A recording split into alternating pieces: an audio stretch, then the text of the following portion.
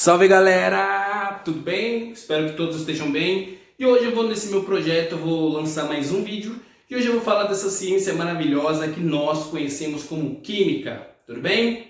Primeiro, gente, desde já quem puder dar aquele like, puder dar aquela seguida no canal, fazer com que essa informação chegue aí a outros lugares. E a minha intenção desde já é sempre agregar informações. Vamos lá. Primeiro, gente, hoje eu vou falar do ponto de fusão e ponto de ebulição. Um tema muito importante, é um tema clássico de química, né, que está associado às propriedades da matéria.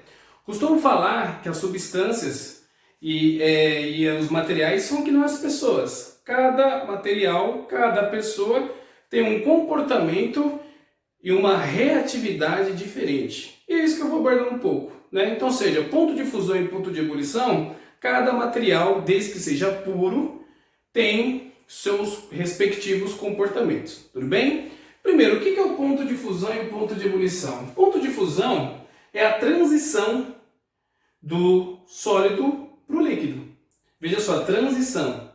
E o ponto de ebulição é a transição do líquido para o vapor, para o gasoso.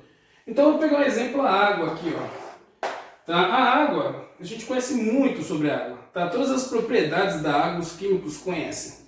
E ponto de fusão e ebulição não é diferente.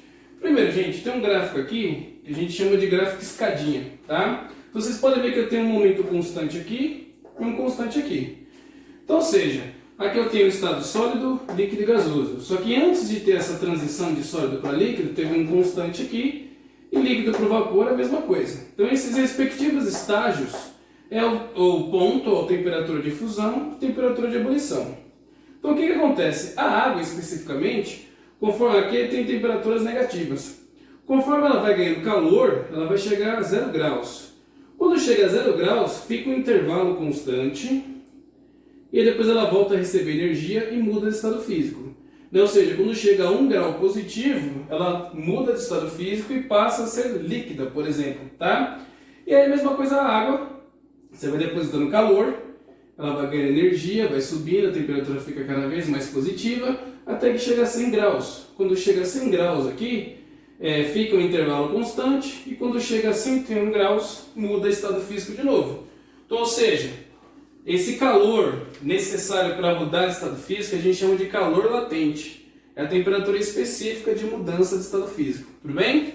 E aí muitos alunos perguntam por que na temperatura de fusão e ebulição fica constante, né, nesse gráfico. Primeiro, gente, as moléculas elas estão unidas. Então, para poder quebrar as ligações e as forças intermoleculares que existem entre elas, é necessário ter um tempo, certo? Então, precisa ter uma deposição de energia muito grande para poder quebrar essas ligações e as forças intermoleculares. Então, é por isso que existe esse intervalo constante aqui e aqui também, tá bom? Aí quando ganha o calor necessário para mudar de estado físico, a gente chama de calor latente, muda o estado físico também. Só que esse comportamento aqui é de uma substância pura, no caso a água. Por exemplo, se eu pegar outras substâncias, elas vão ter um comportamento diferente. Por exemplo, o éter, ele tem temperatura de fusão a 35 graus Celsius e temperatura de ebulição a 89. Se eu pegar o etanol, que é o combustível que a gente encontra no posto de gasolina, temperatura de fusão 78,3 graus Celsius e 204 graus a temperatura de ebulição. Nitrogênio, menos 195 graus Celsius a temperatura de fusão e 47 graus Celsius a temperatura de ebulição. Então vocês podem perceber aqui que a partir do momento que a substância é pura, ela vai ter um comportamento fixo. Vai ser um comportamento totalmente diferente entre elas. Existem substâncias que se aproximam? Claro que sim, mas não são iguais, desde que seja uma substância pura, tudo bem? E aí uma coisa que altera, pode comprometer a pressão, pode comprometer o ponto de fusão e o ponto de ebulição, é a pressão atmosférica. O que é pressão atmosférica? Os gases atmosféricos exercem uma força contra qualquer superfície. E os materiais estão sujeitos a sofrerem alterações na sua reatividade conforme essa pressão atmosférica. Então, primeiro, gente, a pressão atmosférica ela tem uma relação com a altitude. Então, é muito comum a gente ver, principalmente futebol, os atletas terem resistência em jogar, né, em lugares como na Bolívia, no Peru, no Equador, na Colômbia, que tem altitudes bem elevadas. Então, para respirar nesses ambientes é bem difícil. Então, primeiro, gente, quanto menor a altitude, maior a coluna de gases. Obviamente, aqui eu vou ter uma taxa de oxigênio, uma facilidade para respirar muito mais fácil, porque eu estou aqui a nível do mar. Então, conforme eu vou subindo, conforme eu vou aumentando a altitude, a coluna de ar vai diminuindo. E aí, obviamente, a concentração de oxigênio e de outros gases vai diminuindo também. Não é à toa que aqui, no futebol, quando o jogador ele dá um chute, dependendo da força que ele é acostumado a colocar aqui, no lugar de altitude a bola acaba decolando, porque a resistência do ar é menor também, tá? Então, ou seja, quanto menor a altitude, maior a coluna de ar. Enquanto maior a altitude, menor a coluna de ar, tá? Então eu peguei alguns exemplos aqui básicos. Peguei Santos. Santos é uma cidade que está a nível do mar. Então a água, se eu for comparar com a água, digamos que a temperatura de ebulição da água em Santos, ela vai dar início a 100 graus Celsius. Foi o que eu mostrei aqui. Se eu subir um pouquinho, 750 metros, eu chego em São Paulo, capital, por exemplo. E aí vai ter, aumentar a altitude. 750 metros é um valor considerado, né? Então que a gente sente isso quando vai à praia, o ouvido começa a tampar. Então o que acontece? Conforme eu aumento a altitude, eu altero já a temperatura de ebulição.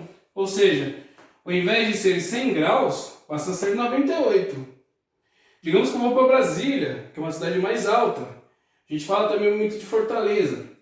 Brasília, conforme já tem aqui uma altitude de 1900 metros, a temperatura de ebulição não vai ser mais 100 e 98, passa a ser 96, certo? Conforme eu vou lá para o Equador, Quito, por exemplo, 2.850 metros, ou seja, a temperatura de ebulição da água passa a ser 90 graus Celsius, tá? E se eu subo lá para La Paz, 3.600 metros, temperatura de ebulição de água é 87 graus Celsius. Ou seja, você vai conseguir ferver a água em menor temperatura, conforme a altitude aumenta. Mas você vai demorar mais para cozinhar, por exemplo. Tá? Isso acontece. Então não é à toa que as pessoas que moram nessa região aqui, naturalmente elas produzem mais hemácias para conseguir captar mais oxigênio, para conseguir sobreviver. Existem cidades no Peru, como Cusco, que o esforço que eles fazem é tão grande, né, para poder respirar, que a caixa torácica dos nativos daquela região já são bem dilatadas. Então é uma adaptação que muitos tiveram para poder sobreviver nessas regiões, tudo bem? E a pressão atmosférica ela influencia principalmente na temperatura de ebulição dos materiais. E o exemplo é isso aqui, um dos exemplos, tá bom? Mas o que acontece se eu misturar substâncias? Né? Porque eu estou falando aqui até então de substâncias puras. Quando eu misturo essas substâncias, por exemplo, água e sal, por exemplo, digamos que você está fervendo água. Quando você começa a ver que a água está fervendo, você vai lá e colocar sal. Você vê aquelas bolhas que começam a aparecer. Se você vê que aquelas bolhas começam a aparecer, se você jogar água, as bolhas desaparecem. Por quê? Você alterou a temperatura de ebulição. Ou seja, numa substância pura como a água seria 100. Mas se você coloca água e sal, vai ter aí um conflito molecular. E aí, muito provavelmente, ao invés de ser 100 graus, passa a ser 102, 103, 104. E com a altitude, então, altera-se ainda mais. Tudo bem? Então, por exemplo, dois exemplos clássicos. Misturas. Eu tenho dois tipos a nível de temperatura de fusão e ebulição. Eu tenho misturas azeotrópicas e eutéticas. Qual que seria a diferença entre as duas? Misturas azeotrópicas, a temperatura de fusão é inconstante e temperatura de ebulição é constante, tá? Misturas eutéticas, temperatura de fusão constante e de ebulição inconstante. Então, só para ficar fácil, azeotrópica, temperatura de fusão irregular. Eutética, temperatura de ebulição irregular. Tudo bem? Ah, professor, me dá exemplos. Azeotrópicas, eu posso citar o álcool etílico, eu posso citar o cloroformo, o metanol.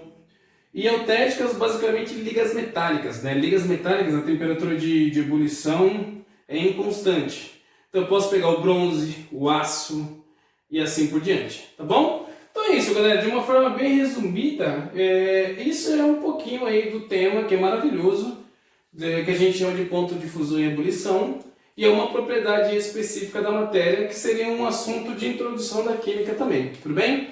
Espero ter sido bem objetivo. Curte lá no canal, segue, tamo junto sempre, gente. Saúde e paz, o resto a gente sempre corre atrás, fechou? Tchau, tchau, gente!